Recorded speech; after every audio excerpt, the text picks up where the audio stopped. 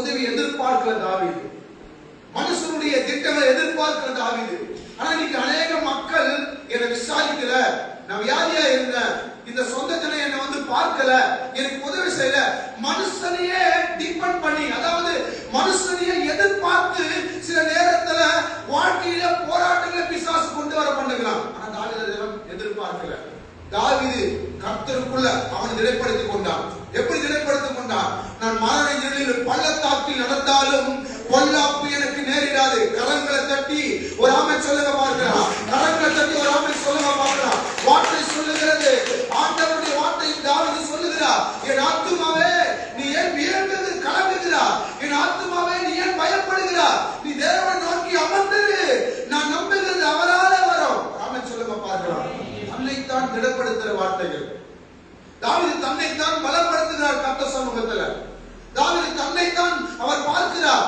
எனக்கு விரோதமாக எத்தனை கூட்டங்கள் எழுப்பினாலும் கர்த்தரின் அருகாமையில் இருக்கிறார். அநேகரோ மேன்மை பாராட்டுகிறார், ஆஸ்திகளை குதிரைகளை குறித்து, நானும் தேவனை குறித்து மேன்மை பாராட்டுகிறேன்.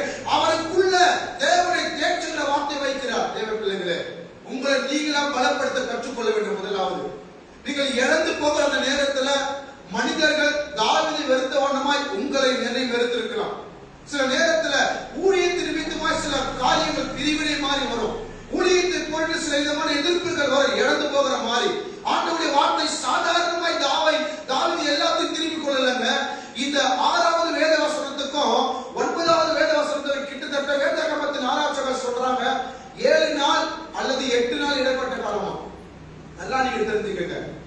இந்த 6வது வேத வசனமும் 8வது இந்த 9வது வேத வசனத்துக்கும் கிட்டத்தட்ட 6 நாள் 7 நாள் இடைப்பட்ட காலம். நீங்கள் வேதத்துல நான் சற்று உங்களை பின்பாக ஒரு வார்த்தையை நான் காண்பிக்கிறேன். இங்க 6வது வேத வார்த்தையில தாவீது கர்த்தர் சமூகத்தில் ஜெபிக்கிறார். அடுத்துதான் கர்த்தர் சொல்றார், நீ திரும்பி போ, உன்னை கொள்ளையடிக்கப்பட்ட உன் நன்மையை கொண்டு போற அந்த தண்டனை அவனை பின்தொடர்ந்து போ, நீ சகலத்தையும் திருப்பி கொள்வாய் என்றார். ஆமென் சொல்லுங்க பார்க்கலாம். ஏதோ கஷ்டப்பட்டார் தாவீது, ஏதோ வேதனைப்பட்டார், உடனே ஆண்டவர் ஜெபத்துக்கு பதில் தந்தார். அப்படி சாதாரணமா நினைக்காதீங்க. வீட்டு கொளுத்தப்பட்டு இருக்கிறது, அதை பார்க்கிறார் தாவீது. எப்படி இருந்தே கலங்கி இருக்கும். சொந்த வீடு, சொந்த கூடாரம் கண்ணு முன்னாடி எரிஞ்சு சாம்பலா இருக்கிற பார்க்கிற அந்த இருதயம் எப்பேற்பட்ட ஒரு கனமா இருந்திருக்கும். அது எப்பேற்பட்ட ஒரு வேதனையா இருந்திருக்கும். அது எப்பேற்பட்ட ஒரு பாரமா இருந்திருக்கும். சிந்தித்து பாருங்கள் என்று தேவ பிள்ளைகளே. அப்படிப்பட்ட சூழ்நிலை ஒரு கர்த்தர் தாவீதை கைவிடவில்லை. அவனுக்கு திரும்ப நன்மையை கொடுத்தார். ஆமென் சொல்றீங்களா?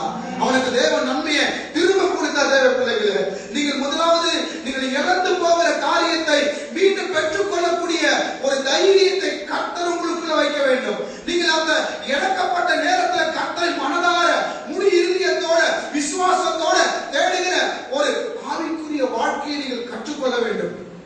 அதான் வார்த்தையாக சொல்லுகிறது. 2வது வேத வார்த்தையில தீயிட்டு கொளுத்தப்பட்டிருக்கிறது. அவசரத்துல வார்த்தையை நீங்கள் அழகா படிச்சு நான் தெளிவா சொல்லும். நல்லா நீங்க சிந்திச்சு பாருங்க. கொள்ளையடிக்கப்பட்ட நன்மைகளை திருடர்கள் திருடிட்டு போறாங்க. அவர்கள் கொள்ளையாடி கொண்டு போன எல்லாவற்றிலும் சிறியதிலும் பெரிய போகிற நன்மையை எனக்கு பிடிச்சிருக்கான்னு சொல்லி நான் அதை வேற எங்கன்னா பதுக்கி வச்சிருப்பேன், இல்ல வேற யார்கிட்ட கொடுத்து நீங்க போயிடுன்னு சொல்லி நான் சேஃப்டி பண்ணிருப்பேன்.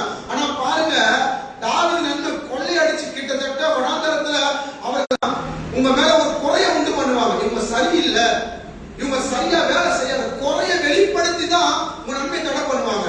ஆனா கொள்ளையடிக்கப்பட்ட நன்மையில ஒன்றும் குறையப்படல. யோசிச்சு பாருங்க. இன்னைக்கு திடீர்னு நாளைக்கே தாவீது கண்டுபிடிக்கல. வனாந்தரத்துல அநேக பயணம் பண்றாங்க.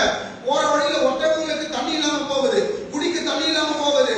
இது எல்லாத்தையும் கடந்து பல நாள் பயணம் பண்ணி திருடனை பிடிக்கிறாங்க.